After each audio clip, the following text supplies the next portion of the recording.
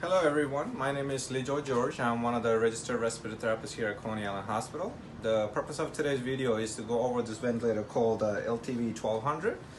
The four things I'm going to be talking about today is going to be how to initially set it up, what are the modes we have available on the ventilator, how to make changes on the parameters, and also go over the alarms with you guys, as well as how to find all the patient parameters we are looking for.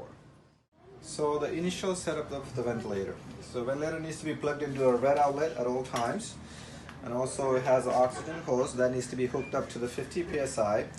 In the absence we don't have an oxygen hose, we can also use a low flow system. So this is just a regular oxygen tubing with a Christmas tree. So what you do is, if you don't have a hose here, there's going to have a port here where you can screw this Christmas tree into, and the other end of the tubing will go into the regular flow meter, and you can adjust the flow to get the desired saturation you want. One thing to note, when you use this, you don't really have an FiO2 reading out, so you really have to concentrate on patient saturation to make the changes that you need. So the ventilator, this side is where we connect our inspiratory limb and all the pressure lines. So this is a 1.5 limb system. It doesn't have an expiratory limb going all the way back to the ventilator. So this is the inspiratory limb. We put a bacterial viral filter at that end as well. And this is all the pressure line. This is why we monitor what the patient is doing. The ventilator deliver whatever we set. It's all get calculated by these pressure lines by the ventilator. So you have to make sure all these connections are tight. It gets screwed in as one of the port gets pushed in. And since we don't have an expiratory limb going back to the ventilator, we usually put a bacterial viral filter at the Y. So this way when the patient exhales, everything gets filtered out. So this particular filter we have here is also a HME. That's called a heat moisture exchanger. And it also has a built-in HEPA filter as well. So now that we have all the connections connected, to turn on the ventilator, you just press this button up here. It's on the left lower hand corner. Just press and hold this button for a few seconds and the ventilator will power on.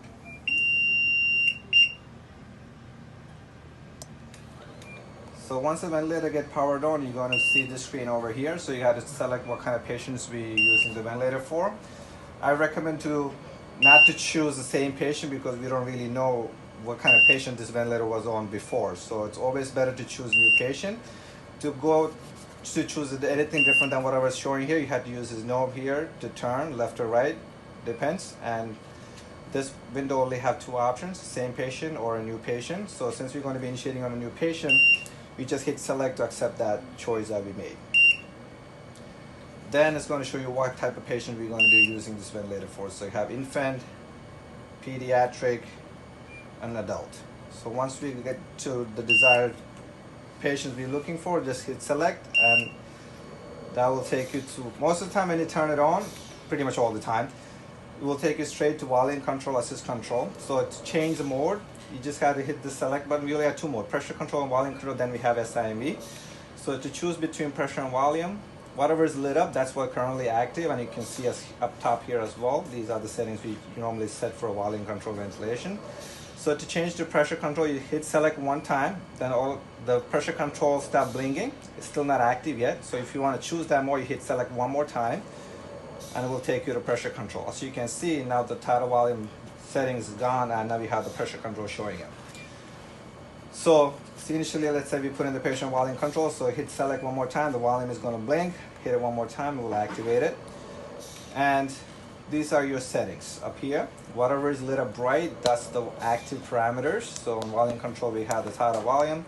To change any of these parameters, you click it once, every other parameters will go away, and only the one that you click is going to be active. Then you use this knob to change the settings to the desired numbers you want. That goes for every parameters available on that particular mode.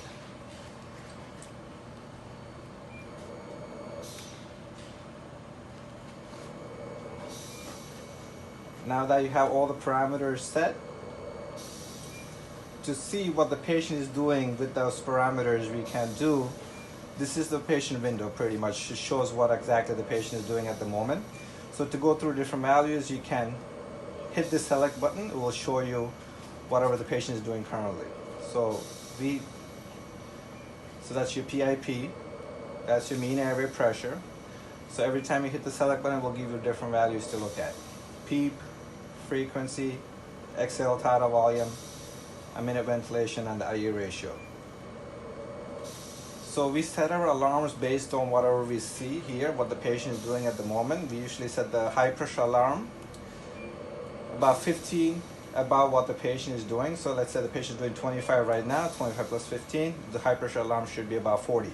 It is important to set the alarms accordingly, otherwise when the patient conditions change, we don't really know what's happening with the patient, because if the alarm doesn't go off, everybody will think everything is just fine. And now for the low pressure alarm, this is also important to set. So this is how we find out if the patient has a leak in the system or if there's any disconnect. Also the low minute ventilation will show that as well. To set the low pressure alarm, we normally set it about 5 to 10 below what the patient is currently doing at the time. So it's 25, so we set it about, say 15, that's 10 below what the patient is doing. And for the minute ventilation, we normally set about 2 liters below what we guarantee.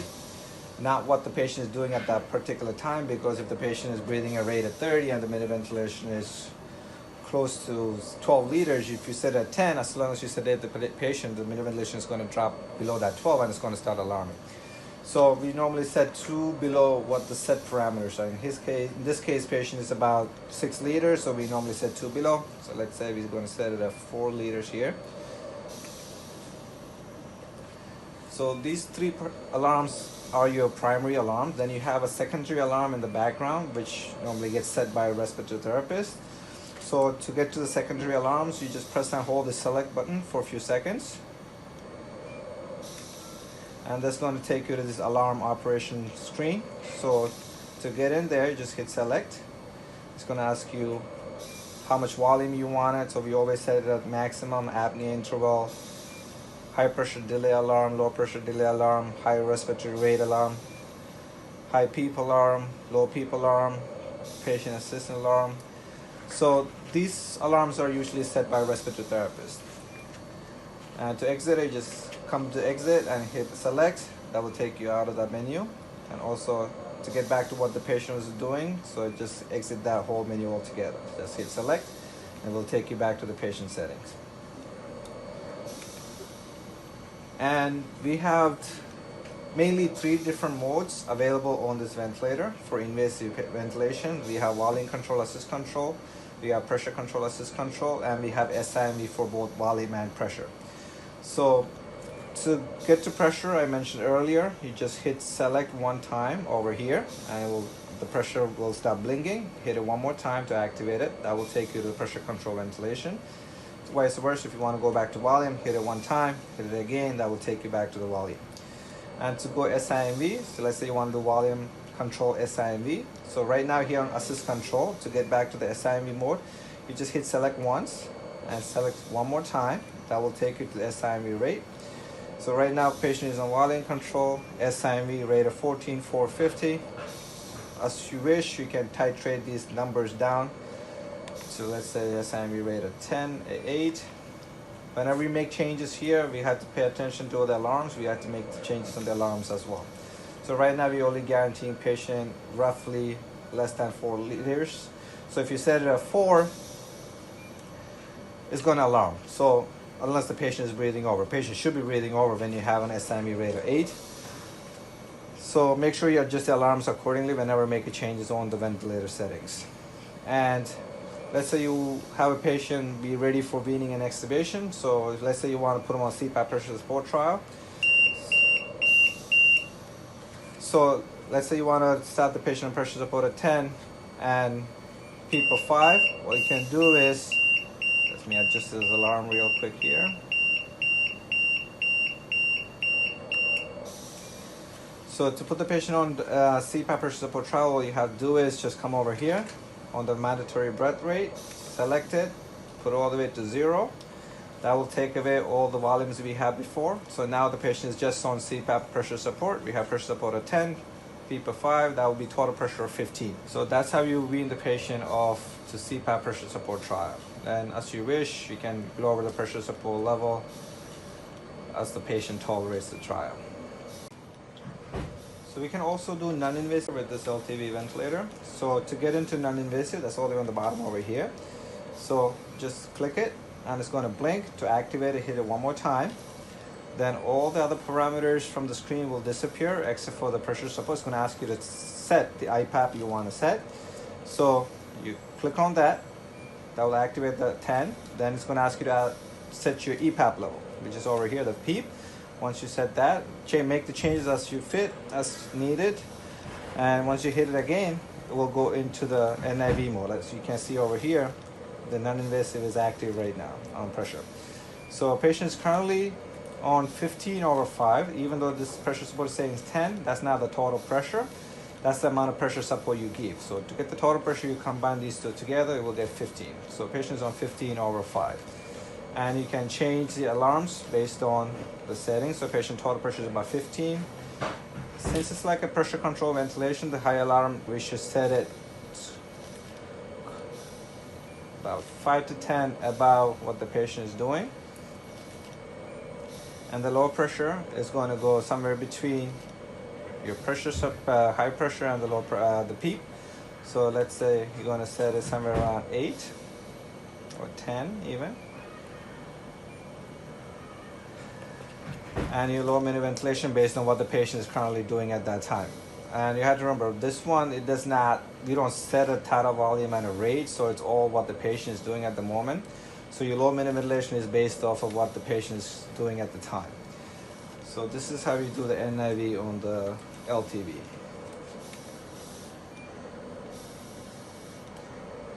And now let's go back to the control full setting mode so we can go over some of the maneuvers we can do.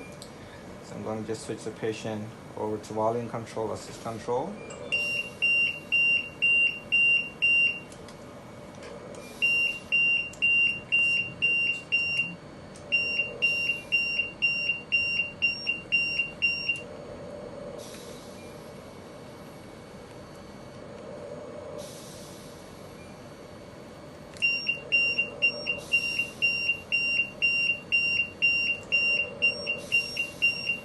As you can see, you had 2 alarms actively going on at this time.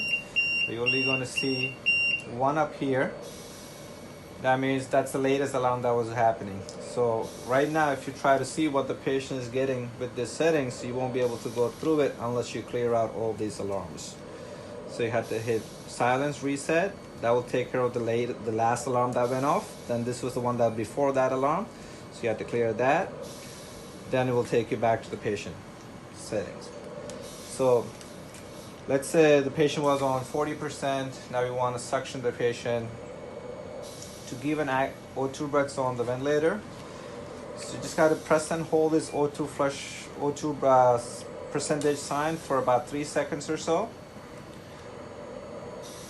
And that will increase your FI to up to 100%. And this one is set in the background how long we're going to give that 100% for. It can go anywhere from 1 minute to 3 minutes. And once the 3 minutes hit, it will drop back to whatever the patient was before. Or if you hit it one more time, it will take you back to what the patient was getting prior to that. And to do an inspiratory hold, so we can only do the plateau pressure while the patient's on volume control. So to get to that, so patient's on volume control, assist control here. So you have an inspiratory hold, the expiratory hold button on the bottom here. So you hit that one time. We'll show you up top, it's on inspiratory hold. To activate it, you press and hold that few seconds, and it will give you your plateau pressure, and it will also calculate your static compliance for you. So the numbers that are flashing over up top here right now, that was based on the inspiratory hold you just did. So we'll tell you your plateau pressure was about 22, your static compliance is about 26, and the delta pressure, that's plateau minus the PEEP. If you look at the plateau here, 22 minus 5. That's your delta P. You're going to see 17 over there. And to get you static compliance, it's the tidal volume divided by that delta P. That will give you static compliance of 26. And to do an expiratory hold, click on this. It's going to show you inspiratory hold first time, and you click it again. We'll change over to expiratory hold. And this is when you do an expiratory hold to measure any auto PEEPs you suspect. So to activate it, again, same, press and hold it for about 3 seconds, and it will do an expiratory hold. And it will give you an auto PEEP. If the patient was auto PEEPing, it will give you a number how much above the PEEP set is actually happening. And as far as the alarm goes, just for some other things that I can note of, as I mentioned in the beginning of the video, like all these connection needs to be tight.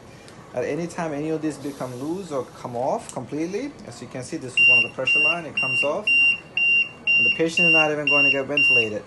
The ventilator is not going to cycle because it's not detecting any pressure. So it is important to make sure all these connections are tight, and as the patient is not ventilating, you're going to hear the low minute ventilation alarm, low pressure alarm. All these alarms are happening at the same time, and you won't be able to clear it out because this patient is not ventilating.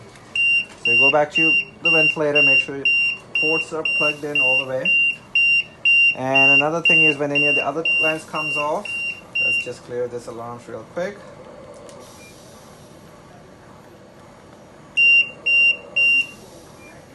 Just taking a ventilator, some to catch up.